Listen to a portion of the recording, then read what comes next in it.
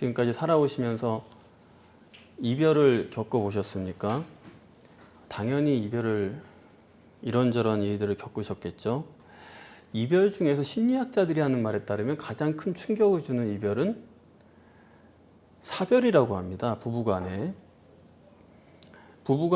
서로 의지했고 또 일심동체가 돼서 살다 보니까 의지한 것도 많지만은 그런데 못 해준 게 또 많잖아요. 왜 어떤 어촌에 가서 하는 프로그램을 보니까 낙지를 잡는 분인데 낙지를 어떻게 먹어야 제일 맛있어요? 물어보니까 그분이 대답을 못해요.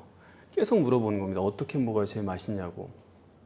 끝까지 대답을 안 하는 거예요. 알고 보니까 뭐냐면 낙지를 팔낙지이기 때문에 먹어본 적이 없대요. 이거 내가 힘들어 잡는 거라 이거 내가 그걸 뭐 어떻게 먹고 저렇게 먹고 해본 적이 없다는 거예요. 그래서 의외로 먹는 법을 모른다는 겁니다. 그러니까 일심동체가 돼서 부부가 살다 보니까 오히려 그 사람한테는 잘 못 해주는 거죠. 그러다가 헤어지게 되니까 이게 충격이 가장 크다는 겁니다. 사람이 사명을 따라 사는 것 같아도 그게 아니고 사람이 사랑을 따라 사는 겁니다.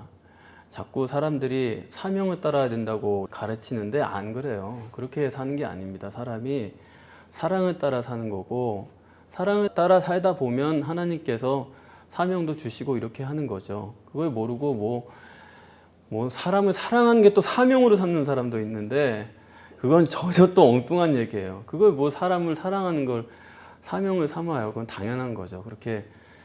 그래서 오늘 여러분들이 집에 돌아가시면서 가까운 데 계신 분들을 많이 사랑하고 그렇게 해서 앞으로 후회가 없으시기를 바랍니다. 오늘 본문에 임종을 앞둔 예수님에게 베드로가 남긴 고별사예요. 후회 없는 시간이어야 되겠는데 그런데 참 이해가 안 되는 게 너무 많은 이야기죠. 예수님이 우리가 알기로는 전능하신 하나님으로 우리 믿고 있는데 그 예수님이 12제자를 선택하실 때 밤새 기도하고 정하셨다 그랬습니다. 그러면 도대체 12제자의 선택이란 거는 얼마나 중요하고 완전합니까? 예수님과 하나님이 합작품으로 제자를 정하신 거예요. 굉장한 사람들이죠. 그 완전성이란 건 말할 필요도 없습니다. 그런데 왜 하필 예수를 배반하고 파는 사람이 가룟 유다냐 하는 거예요. 이렇게 완전하게 선택하신 가룟 유다라는 것이 납득이 안 가요. 예수님을 팔아서 십자가에 못 박을 것 같으면은 사람이 많거든요. 그런데 왜 하필 가룟 유다입니까?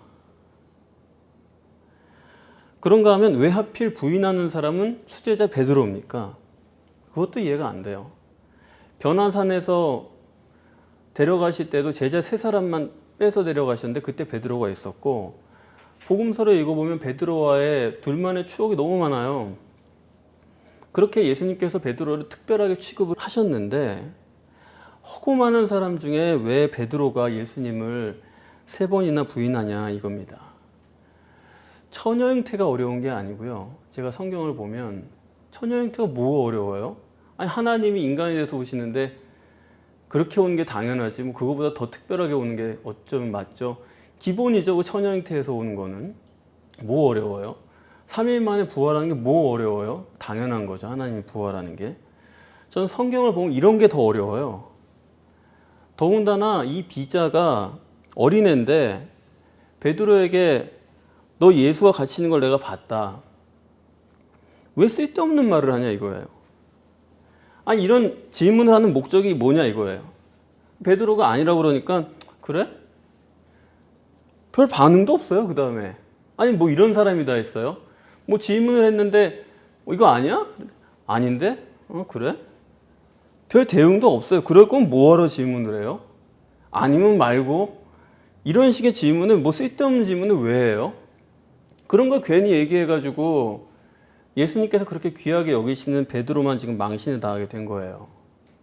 성경이 쓸데없는 얘기를 기록하는 책이 아닌데 절대적인 것만 기록하는 책인데 아니면 말고식의 이런 얘기를 왜 썼냐 이거예요. 그렇지 않습니까? 더군다나 여기서 지금 예수님 부인하는 베드로는 더 납득이 안 가는 거예요. 불과 조금 전만 해도요. 예수님 체포하려고 군대가 검과 몽치를 들고 쫓아왔습니다. 저항하는 세력 혹시 있을까 봐서 단단히 채비를 벼르고 온 사람들이에요. 그랬는데 그런 사람들 앞에서 용감하게 칼을 휘둘러 가지고 그 기습작전 중에서도 정확하게 적의 귀를 잘랐어요. 그게 베드로거든요. 그런데 이 조그만 여자아이가 질문한다고 해가지고 오리발을 내민다는 거 이해가 되십니까? 저는 이거 읽을 때 아무리 봐도 납득이 안 가는 거예요. 적어도 뭐 당신 예수랑 있던 사람 아니에요? 그럴 때 뭐 정 곤란하면은 아, 나 쌍둥이 형이야. 뭐 저라면 그럴 것 같아요. 그건 뭐 형이 거기 있었나 보네, 형을 봤나 보네. 그런 정도 거짓말을 해야지 나는 그를 모르노라. 아니 왜 이렇게까지 말을 하는 거예요? 도대체 생각이 있는 거예요, 없는 거예요? 전능하신 하나님 이 땅에 오셔가지고 3년간 겨우 12제자를 키우셨는데 마지막 임종의 시간에 이 자리에서 베드로가 도대체 부인하면 도대체 뭐 어떻게 하겠다는 겁니까, 이거를? 아니, 살아계신다고 하면 그 다음에 가서 뭐 그때는 사정이 그래가지고 죄송하게 됐습니다. 뭐 그럴 기회나 있지. 여기서는 지금 영영 사별이에요. 여기서 부인하면 이건 영원한 부인입니다. 아니 이런 마지막 자리에서 수제자가 나는 그를 모르노라 그 말을 꼭 들려주면서 이게 고별사예요. 난 당신 몰라. 그러면서 스승을 보냅니까? 도대체 베드로라는 사람이 도대체 어떻게 이렇게 할 수가 있어요? 그런데 이제 다 이유가 있는 거죠. 저는 이제 결론 내리고 왔으니까 다 지금까지도 사실 연기죠. 마치 궁금한 것처럼 다 결론을 다 내리고 왔는데 뭐 이렇게 설교를 하는 거죠. 이렇게 이해가 안 되는 본문을 여러분들이 제대로 보시기 위해서는 이 가룟 유다의 배신과 베드로의 부인의 원인을 알 수 있어야 됩니다. 여러분들이 만약에 혹시 이 자리에 계신 분들 중에서 신앙생활이란 거를 회개하고 뭐 바로 잡고 또 뭐 개과천선하고 이런 걸로 만약에 여러분들이 신앙을 정립하고 계신 분들이 계시다고 한다면은 이 본문을 절대로 못 보게 되어 있습니다. 여기서는요, 지금 베드로가 잘못된 사람이라는 얘기를 하려는 게 아니에요. 이 베드로가 지금 망신을 당하고 있는 얘기가 아니라 이 본문은 주님이 망신을 당하는 것입니다. 가장 측근히 배신하고 부인했다는 것은 문제가 주님에게 있는 거지 제자들에게 있는 게 아니다. 이전부터 여러분이 바로 잡으셔야지만 방향이 옳게 된 겁니다. 자식들이 밖에 나가서 잘못하면 누가 욕을 먹어요? 부모가 먹는 거예요. 그러니까 아이고 저 애를 어떻게 키웠어? 그렇지 않아요? 부모가 망신을 당하는 겁니다. 그러니까 예수님의 가장 가까운 사람이 배신하고 부인하고 그것은 예수님이 망신을 당하는 것입니다. 이 점을 우리가 봐야 돼요. 그러면 왜 유다가 주님을 배신하고 베드로가 주님을 부인했느냐? 예수님 말씀대로 하면은 내 떡을 먹은 자가 내게 발꿈치를 들었다고 가장 은혜를 많이 받은 사람이 배반을 한 격이죠. 시저가 암살당할 때도 마지막에 등에 칼을 꽂은 사람은 브루투스였죠. 가장 사랑을 많이 받은 양자입니다. 박정희 대통령이 시해될 때도 가장 그가 신뢰한 김재규라는 사람이 그랬잖아요. 그러고 보면 가장 가까운 사람이 배반하는 거는 세상 이치예요. 그러면은 왜 가장 측근이 예수를 이렇게 배반하고 부인하느냐? 멀리서 볼 때는 아름다운데 가까이서 보면 그런 사람이 아니라는 거예요. 그런 게 작용하는 겁니다. 여기 본문의 69절에도 베드로가 바깥들에 앉았더니 그랬죠? 바깥들이라는 말은 뭐 굳이 써요. 그냥 앉았더니 하면 되죠. 이 말은 멀리 있다는 거예요. 예수님으로부터 멀다. 등잔 밑이 어둡다고 가까이 있는 제자인데 예수님으로부터 멀어요. 잘못 알고 있다는 거죠.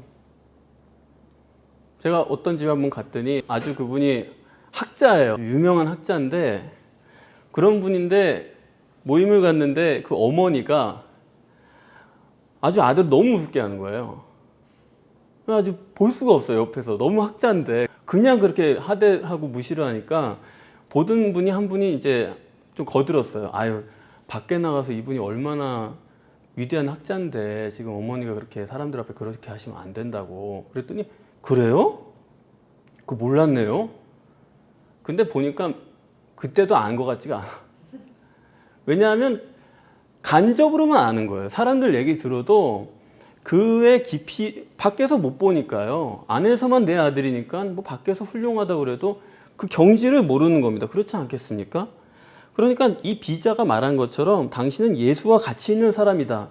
그게 아주 베드로의 트레이드 마크인데 그런 사람이라 할지라도 오히려 예수님을 잘못 알고 있는 것이다. 그러니까 오히려 멀리서 예수를 바라보던 사람들은 예수님을 다 메시아로 봤어요. 그런데 측근에서 같이 지내다 보니까 메시아가 아니더라. 이 얘기입니다. 그래서 지금도 많은 사람들이 이 성경을 보면서 예수는 하나님이니까 예수한테 문제 있다고 그러면 그거는 뭐 안 되는 얘기니까 성경에 뭐 어떻게 써있든지 간에 상관없이 예수는 일단 완전하다고 고정을 해놓고 제자인 베드로가 허물 많고 겁쟁이고 뭐가 좀 모자란 사람으로 의뢰이 그렇게 보는데 성경은 우리가 있는 그대로 보면 그렇지 않다. 여러분 예수님의 제자들이 어떤 사람인지부터 여러분들이 똑바로 아셔야 됩니다. 제자들이 소인배고 뭐 별 볼 일 없고 철없고 그런 사람들이 아니에요. 그 사람들은 랍비 지망생입니다. 이스라엘에서 랍비라는 건 신과 같은 사람이에요. 집안에서 가장 똑똑한 아이를 랍비를 시키려고 하는 겁니다. 그런 사람들이 가업을 다 버리고 예수를 쫓은 사람이고 이런 이스라엘의 위기의 시대에 그런 일을 감당하겠다고 나선 사람들은 절대로 철없는 사람들이 아니에요. 부족한 사람들이 아닙니다. 재원들이 여기 모인 것입니다. 그러니까 그런 사람들이고 하나님이 그들을 선택하셨을 때는 아니 예수님이 하나님인데요. 예수님이 그냥 불렀다고 해도 보통 인물들이 아닐 텐데 예수님이 밤새 기도하고 불렀다고 한다면은 이건 뭐 대단한 사람들이죠. 이 12제자라는 사람들이 인격으로나 성품으로나 실력으로나 절대로 예수님 부인하거나 배반할 사람들이 아닙니다. 그게 성경이 증거하는 12제자예요. 얼마나 위대한 사람들이냐? 공자석과 소크라테스 그런 사람들은 비교가 안 되는 사람들이에요. 그런 사람들은 사람들이 평가해 주는 사람이고 육신으로 입고 오신 예수님이 하늘에 계신 하나님과 합작해가지고 고른 사람들입니다. 그러니까 이 사람들이 얼마나 위대한 사람들이겠습니까? 그러니까 우리는 가룟 유다가 예수를 팔았다는 것 때문에 가룟 유다는 뭐 나쁜 사람이고 이상한 사람이고 그렇게 폄하를 해버리지만은 여러분 가룟 유다는 예수님의 공생애 동안 예수님을 보필하는 재정을 맡은 사람입니다. 그게 예수님 공생의 핵심 아니에요? 3년간 그것이 이루어지기 위해서는 재정 관리가 가장 중요한 부분이죠. 회사에서 재정을 누구에게 맡겨요? 가장 신뢰할 만한 사람에 맡기는 거죠. 그렇지 않습니까? 가룟 유다는 예수님이 가장 신뢰하는 사람이었다. 그리고 재정을 맡았다는 것은 그 사람이 합리적이고 이성적인 사람이란 뜻이지 그렇지 않습니까? 성경에서도 너희가 이성적이어야 된다라는 말씀을 많이 하고 있는데 그럴 때 하는 말이 꼭 금전거래의 용어를 사용합니다. 그거 여러분들이 이제 눈여겨보시면 아실 수가 있어요. 즉 가룟 유다는 감정이나 기분 때문에 아이 저까지 거네 팔아버리자 이런 사람이 아니라 이거예요. 가장 이성적이고 합리적으로 따져보고 예수랑 가까이 있어 보니까 저 사람 메시아가 아니다. 그런 결론을 내렸다 이겁니다. 베드로도요. 더 말할 나위가 없는 사람이죠. 베드로가 인품이 어떤 사람입니까? 뱃사람이고 강인한 사람이고 의리의 사나이고 그러니까 12명 그 대가 센 사람들도 다 잘난 사람들인데 베드로 밑으로 이렇게 모이는 거예요. 그래 예수님께서 네가 나를 부인하리라. 그럴 때도 아유 지금 저를 뭘로 보세요. 다 부인해도 저는 아닙니다. 네가 나를 3번 부인하리라. 그럴 때도 예수님 지금 마음이 심란하시죠. 걱정하지 마세요. 제가 무슨 일이 있어도 예수님 곁에서 지켜드릴 겁니다. 아니 죽을 일이 있으면 제가 같이 죽을 테니까 염려하지 마세요. 그런 사람이에요. 그래서 정말로 아닌 게 아니라 자기가 장담한 대로 했죠. 검과 몽치를 가지고 들이닥쳤는데 검을 뽑아가지고 상대방의 귀를 자른 사람이니까 아니 도대체 예수님을 위해서 이렇게 최선을 다하는 사람이 어디 있습니까? 다 한 거예요. 대단한 사람 아닙니까? 그런데 찬송가에서 뭐 허물 많은 베드로라고 그러니까 진짜 허물 많은 줄을 알아요. 사람들이 말만 없쓴다고 그러니까 진짜 말만 없었는 줄 알아요. 말할 수 있는 사람이 하는 거예요. 아무나 하는 게 아니고. 자꾸 종교를 회개하고 뭐 눈물을 흘리고 이런 쪽으로 종교를 만들어 가려고 하니까 베드로를 정말 잘못 알고 있는 거예요. 저는 베드로를 보면 성경에서 베드로만큼 본받을 만한 사람이 누가 있어요? 정말 그 용감성이란 건 뭐 제가 따라가지 못한다 하더라도 그 순수성이나 그 진실성이나 어디 봐도 뭐 조금 불리하다고 해가지고 잔꾀를 부리거나 이런 사람이 아니에요, 베드로는. 그렇기 때문에 예수님이 볼 때 수제자가 되는 거죠. 그렇게 생각해 보면요, 베드로가 예수를 부인할 가능성은 0.1%도 없는 사람입니다. 그런 거지 무슨 나라면 안 그럴 텐데 웃기는 소리죠. 베드로는 부인하는 사람이 아니에요. 그러면 이렇게 가룟 유다가 예수를 배신하고 베드로가 예수를 부인한 것은 이건 그야말로 신비고 미스테리지, 그건 뭐 당연한 거고 처녀 형태는 신비고 아닙니다. 이것처럼 복잡한 얘기가 없는 거예요. 그러면 가룟 유다나 베드로나 이런 사람이 어떤 사람들이냐 생각해 보면 그들은 그 자신으로도 대단한 사람들이지만은 예수님이 그들에게 완벽한 이론을 정립해 주신 그런 사람들이죠. 예수님은 성경과 율법의 실제 저자죠. 예수님께서 공생애 동안에 성경을 해석하시고 증거하신 것은 완전한 해석이고 완전한 증거였습니다. 저자 본인이 그걸 말하는데 그거에 대해서 누가 뭐라 그럽니까? 그래서 마태복음 5장에서 7장도 산상복음이고 13장에 천국 비유고 23장에 가면은 외식론으로 정확하게 정립을 해주시고 24장에 종말론이고, 이 모든 것은 신학적으로 성경적으로 완전한 것이었어요. 이런 것들을 예수님으로부터 배운 제자들이고, 그리고 제자들을 훈련하는 방법도요, 지금이랑 완전히 다릅니다. 우리는 지금 제가 뭐 여러분들에게 주일날 이렇게 설교 말씀을 드리고 또 뭐 성경에 대해서 설명을 들으셔도 여러분들 댁으로 돌아가시면 각자가 우리는 다 생활하는 거예요. 그리고 그건 뭐 방법이 없어요. 제가 주일날 어떻게 하는 거 말고는 다른 도리가 없는데, 그런데 주님은 제자들과 동고동락했어요.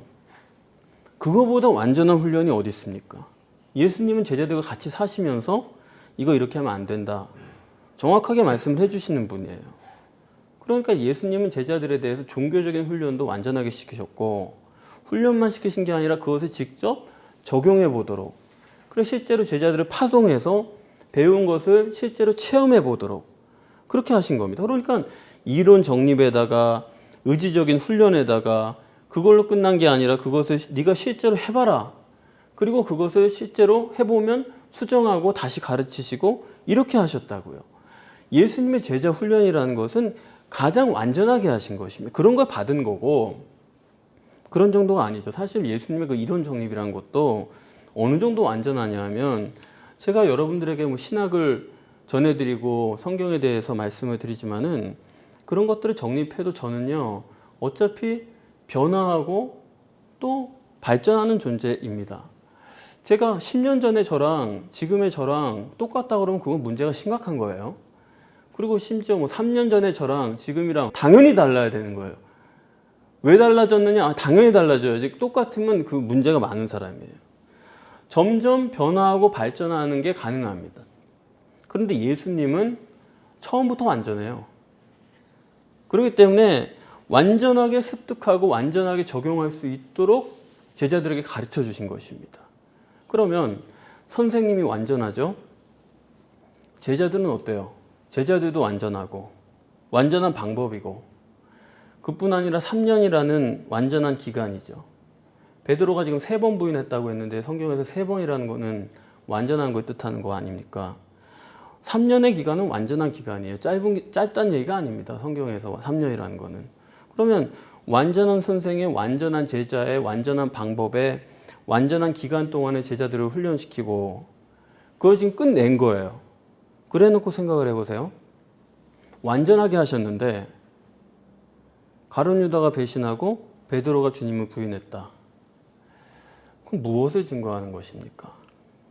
완전한 선생의 완전한 제자의 완전한 방법에 완전한 기간으로 훈련해도 말짱 도루묵이다. 아무 쓸모가 없다. 100% 무용지물이다. 하나만하다. 그게 지금 가룟 유다가 배신하고 베드로가 주님을 3번 부인하는 것이 증거하는 바예요. 이게 본문에서 말하고자 하는 겁니다. 어느 누구도 절대로 완전한 훈련을 시켜도 예수를 믿는 것은 불가능하다 이 얘기입니다. 그게 예수 부인이고 예수 배반이라는 사실을 여러분들이 명확하게 아셔야 돼요. 그런 훈련 가지고는 절대로 예수를 못 믿습니다. 아무리 제자 훈련이라고 그래가지고서 어떤 교회는 아침, 점심, 저녁으로 나오라고 그러더라고요. 그렇게 해도 동고동락한 예수님 따라갈 수 있습니까? 그렇게 해도 제자들이 예수님 배신하고 부인한 사실을 우리는 명확히 볼 수 있어야 돼요. 그런데도 제자 훈련에서 뭐 많이 듣고 공부해가지고 예수님을 닮겠다고요? 뭐 어떤 분은 이런 교재를 가지고 와서 보면 된다고 그러는데 아무리 봐도 안 되겠던데요? 그걸로 정말 된다고요? 그런 훈련 가지고 예수님을 못 믿을 뿐더러 종교적으로 봐도 그건 공연불입니다. 그건 안 되는 거예요. 쓸데없다. 성철 스님이란 분은 여러분 잘 아시지 않습니까? 그분은 사람들이 다 부처님 반토막이다 그랬어요. 그럴 정도로 뛰어난 사람이었는데 정작 본인은 그렇게 생각을 안 했습니다. 그래서 죽을 때 유언에 남기기를, 그건 뭐 수정할 수 없는 말이죠. 나는 평생 사기쳤다. 문남녀를 지옥으로 인도했다. 나도 지옥 간다. 그게 그분의 마지막 유언이에요. 어느 누가 훈련을 통해서 거룩한 사람이 돼요? 어느 누가 그렇게 될 수 있습니까? 가능하다, 그게 가능하다 그러면은 예수님은 정말 한심한 분밖에 안 되는 거예요. 다른 사람이 다 예수를 배반하고 다른 사람이 다 예수를 부인해도 예수님의 제자들은 그런 거 하면 안 되는 거 아닙니까? 어떤 방법으로 훈련을 하든지 뭐 설교를 많이 듣고 뭐 성경을 뭐 고천만 번을 읽어도요, 그걸로 예수를 믿을 수 있는 사람은 아무도 없습니다. 그렇게 되는 문제가 아니에요. 그것이 베드로가 지금 마지막에 보여주는 고별사로 우리에게 증거하는 것입니다. 뿐만 아니라 이 말이 무슨 말이냐면 예수님의 공생이 헛되다. 기껏 해봤자 그것이 아무 소용이 없다 이겁니다. 다른 사람도 아니고 12제자의 재정을 맡았던 가룟 유다가 배신하고 12제자의 대표인 베드로가 예수를 부인하고, 아니 다른 사람은 다 배반을 했어도 그 둘이라도 안 했다고 그러면 그거는 여지가 있을 거예요. 그런데 이거는 하나만하다 이겁니다. 만약에 주님이 사람을 훈련시키고 이런 방법을 통해서 예수님을 믿게 하려는 목적으로 이 땅에 오셨다고 한다면은, 그런 모범을 보이시려고 했다면은 주님은 정말 쓸데없는 일을 하신 거고 우리에게 실패의 표본을 보여주신 거예요. 무슨 의미냐면 예수님께서 이 땅에 오셔서 육신으로 하신 일들은 1, 2도 기억하지 말아라. 그게 오늘 본문의 핵심입니다. 그게 베드로가 3번 부인하는 것으로서 성경이 정립하고자 하는 바예요. 예수님이 이 땅에서 하신 일에 대해서, 그 육신의 예수의 모습에 대해서 0.1%도 남아있으면 안 된다. 그 얘기를 하시는 겁니다. 이렇게 베드로가 3번을 완전하게 부인하는데 닭이 울었죠. 그래서 정신이 번쩍 들었어요. 그러면서 성경은 뭐라고 그렇게 했냐면 예수께서 네가 3번 나를 부인하리라는 것이 생각났다. 부인할 때는 생각이 안 났어요. 그런데 부인 다 하고 나니까 생각났다. 다시 말하면 베드로가 부인할 때는 자기도 모르게 부인했다 이겁니다. 자기 의식 밖의 일이다 이 얘기예요. 그 말은 여기에 하나님의 역사가 있는 것입니다. 베드로가 부인한 것은 베드로 의지적으로 부인한 게 아니고 그것은 100% 하나님의 역사였다. 그것이 본문에 증거하는 뜻이에요. 다시 말씀드리면 가룟 유다도 가룟 유다가 아니에요. 가룟 유다에게 예수님께서 유월절 만찬에 떡을 떼어 주시니까 그 속에 사탄이 들어갔다 그러지 않았습니까? 그 다음부터는 자기가 아니에요. 가룟 유다의 속에 사탄이 들어가가지고 그 마음을 움직이는 것입니다. 그 의지가 휘둘리는 거예요. 마찬가지로 베드로가 예수님을 3번 부인하는 것은 성령의 역사지 베드로의 의지가 아니다. 우리가 이 점을 꼭 봐야 됩니다. 다르게 말씀드리면 하나님께서 이렇게 역사하셨다는 것은 이것이 하나님의 뜻이라는 겁니다. 부인하는 것이 하나님의 뜻이지 베드로의 뜻으로 된 것이 아니다. 이거 우리가 볼 수 있어야 돼요. 그러므로 가룟 유다가 예수님을 배신하고 또 베드로가 예수님을 부인한 것은 완전한 스승의 완전한 제자의 완전한 방법에 완전한 기간의 결과인데 그 말은 뭐냐면 육신의 예수가 3년 동안 한 일은 허사고, 다시 말하면 육신에 있는 예수는 메시아가 아니다. 제자들이 이렇게 가까이 붙어 있음에도 불구하고 예수님을 이렇게 부인하도록 하신 것은 하나님 보실 때는 우리에게 말씀하고자 하는 게 그겁니다. 육신의 메시아는 메시아가 아니다. 메시아는 영이다 하는 것을 말씀하려는 겁니다. 그러니까 여러분들 한번 생각을 해보세요. 본문은 육신의 메시아는 메시아가 아니다라고 강조하고 있는 건데 자꾸 육신의 메시아가 메시아인 것처럼 해석하려니까 그래서 자꾸 베드로를 엉터리 같은 사람으로 만드는 겁니다. 메시아가 멀쩡한데 왜 베드로가 저런 생각을 하지? 왜 저런 부인을 하지? 이상한 사람으로 만들어가는 건데 간단하게 해결이 돼요. 베드로가 볼 때는 메시아가 아닌 거예요. 육신의 메시아는 메시아가 아닌 거라고 판단이 되고 하나님도 그 점에 대해서 명확하게 아니다라고 판단해 주시는 겁니다. 이걸 모르면 우리가 성경을 바로 해석할 수가 없어요. 왜 이렇게 측근이면서 예수가 진짜 메시아인데 왜 그들은 예수님을 메시아로 알 수가 없었느냐? 예수님의 육신 속에 들어있는 하나님만이 메시아이기 때문에 아무리 예수님의 측근으로 있어도 겉모습의 예수만 보고 있는 거예요. 간접으로만 아는 거지. 이런 일을 하니까 뭐 예수 메시아인가 보다. 짐작을 하고 살펴보는 거지. 정말 그분의 속을 아는 사람이 한 명도 없었다는 겁니다. 우리가 부부가 같이 살아도요. 알기는 뭘 알아요. 어떻게 모르는 거죠. 부부가 같이 살아도 간접으로 그냥 그런가 보다 하는 거지. 내 마음대로 짐작하고 그러는 거지.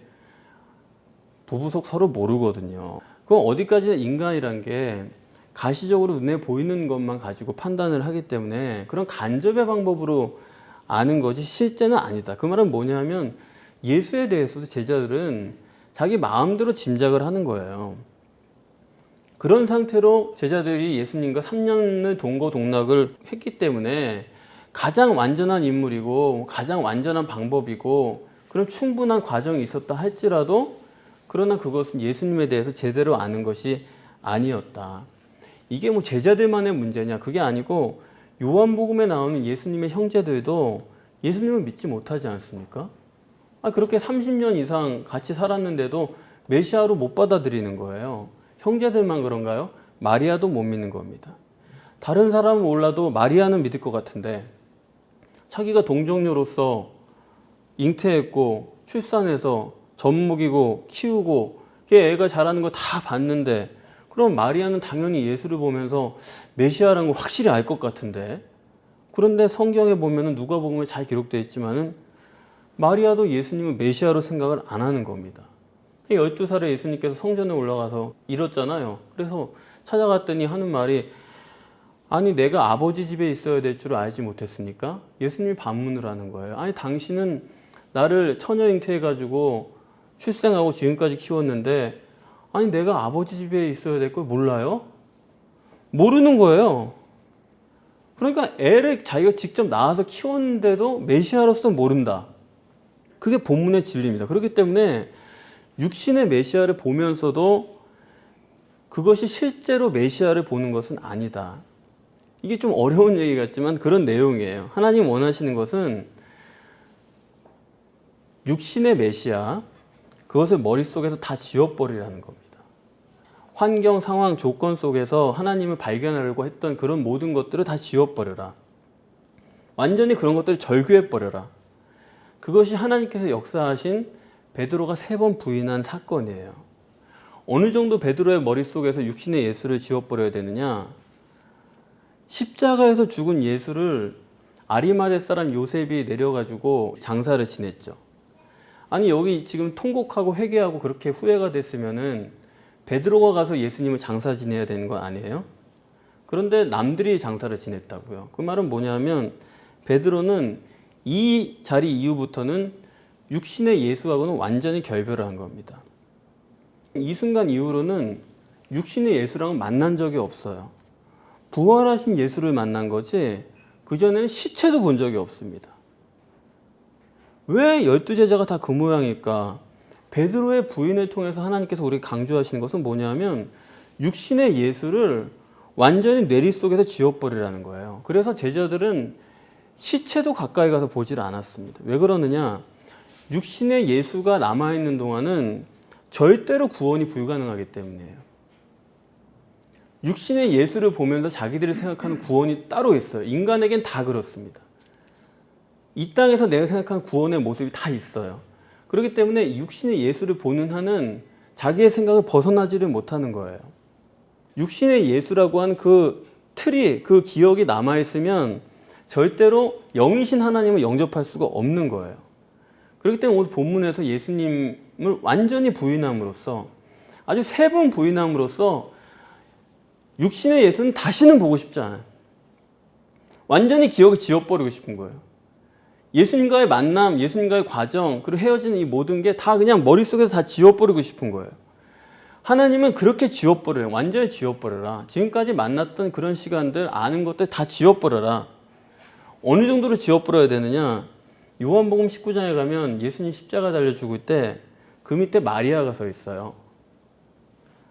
아니, 내 자식이 나 보지 않는 데서 어디 가서 십자가에 죽었다고 그래도 기절하러 그러신데, 하나님은 도대체 마리아를 왜 그 십자가 밑에다 세워놓은 겁니까? 이유가 있는 거예요. 머릿속에 육신의 예수를 지워버리라는 겁니다. 마리아처럼 육신의 예수를 머릿속에 가지고 있는 사람이 없죠. 자기가 키워가지고 다 자기 아들이죠, 뭐. 그러니까 육신의 예수를 자기 머릿속에 가지고 있는 동안은, 아니, 신을 자기 아들이라고 하는 사람이 어떻게 구원을 받을 수가 있어요? 안 되는 거죠. 그러니까 그 십자가를 딱 놓고 육신의 예수는 끝났다 이겁니다. 기억에서 지워버리고, 그렇기 때문에 이제는 성령으로. 그래서 그걸 경험한 마리아는 사도행전 1장에 보면은 그 마가의 다락방에 있는 사람들의 명단에 일일이 거명을 하는 거예요. 거기에 마리아도 들어있는 거죠. 그동안 내 아들 예수라고 생각했던 그거는 이제 거의 끝나버렸고, 이제는 말씀하신 성령을 기다려라. 12제자, 형제들, 그리고 마리아, 결국에는 육신의 예수는 다 지워버리고 오직 성령을 받음으로써 구원을 받는다는 것을 명확하게 성경이 증거하는 것입니다. 그래서 본문에 닭이 울어서 제정신이 들어가지고 베드로가 밖에 나가서 심히 통곡을 했다 그랬는데, 왜 통곡을 했습니까? 내 의지적 결단과 노력 가지고 되는 게 아니구나. 내 뱃사람으로서의 강인함 가지고 되는 게 아니구나. 내 근성 가지고 되는 게 아니구나. 내가 장담했는데 그런 자신만만했던 자기의 생각이 다 무너진 거죠. 그래서 나는 할 수가 없구나. 한심한 자기 심령에 통곡을 한 것입니다. 나 같은 놈이 무슨 예수님의 제자라고 말할 수가 있나. 그랬는데 바로 이 점이 베드로와 가룟 유다가 다른 점이에요. 가룟 유다는 예수님을 배신하고 베드로는 부인했는데 사실 별다른 건 아닙니다. 둘이 그냥 같은 얘기죠. 기능만 좀 달랐을 뿐이지. 어떤 차이가 있냐면 가룟 유다는 자기 심령의 문제를 고민을 안 해요. 그 사람은 자기 행위만 고민인 사람이에요. 내가 팔았다라고 하는 그 행위에 관심이 가 있는 사람이지, 그 행위에 후회가 있는 사람이지. 그러나 베드로는 자기의 심령을 고민하는 사람입니다. 그렇기 때문에 통곡을 한 거예요. 여러분들 잊지 마시기 바랍니다. 여러분들이, 우리가 다 그래요. 우리가 연약하고 그렇기 때문에 장담을 해도 충분히 뭐 그렇게 할 수 있는 능력이 있을 것 같지만은, 장담을 해도 가룟 유다처럼 배신하고 베드로처럼 부인할 수가 있어요. 그러나 배신이나 부인이 중요한 게 아닙니다. 내가 내 초점을 내 행위에 두느냐 아니면 내 심령에 두느냐. 행위라는 것은 간접적인 겁니다. 간접적인 것에 내 관심을 두느냐, 내가 이러이러한 행위를 하니까 내가 됐다라고 생각하느냐, 아니면 그런 거는 상관없이 내 심령이 어떠냐, 이걸 살필 수 있는 데 구원의 차이가 있는 거예요. 따라서 내 심령이 가장 직접적이요 본질에 초점을 맞추고 있는지 그걸 항상 살펴야 됩니다. 어떻게 하면 내가 성령과 교제할 수 있을까? 내가 성령과 지금 어떤 사이인가? 내가 성령과 대화가 가능한가? 성령을 정말 만나고 싶다. 이 모든 문제를 성령께 위탁하고 싶다. 성령과 동행해가지고 성령과 함께 팔짱 끼고 가고 싶다. 이러한 간절함이 있어야 되는 거지. 뭐 육신의 예수 여기서 무슨 일들이 되고 응답을 받고 그런 건 다 간접이에요. 그런 거는. 그런 응답을 받아도 그때뿐이지 그건 간접이에요. 아, 여기 뭐 하나님이 계신가 보다지. 직접 뭐냐면 내 속에 계신 성령님과 내가 실제적으로 어떤 관계를 갖고 있느냐. 그거에 관심을 갖고 거기에 몸부림을 쳐야 되는 거지. 그렇지 않습니까? 그것만 된다 그러면 기도요? 기도도 필요 없어요. 그냥 내 마음에 생각만 해도 들어줍니다. 하나님과 내가 교제만 되면은 내 마음에 품기만, 그 필요한데 품기만 해도 그게 응답이 와요. 바로 그런 것입니다. 따라서 정말 종말의 때거든요. 이 마지막 때에 여러분들이 가시적인 결과에 관심을 두지 마시고 기도하시고 우리의 본질인 심령에 관심을 가지시고 그래서 성령으로 거듭나셔서 성령 안에서 육신과 세상의 그러한 눈에 보이는 것들을 부인하고 성령과 동행함으로 인해서 승리하고 하늘의 영광이 이 땅에서도 나타나고 성령 안에서 천국에 가서 저 천국에서 영생 복락을 누리시는 여러분들이 되시기를 바랍니다.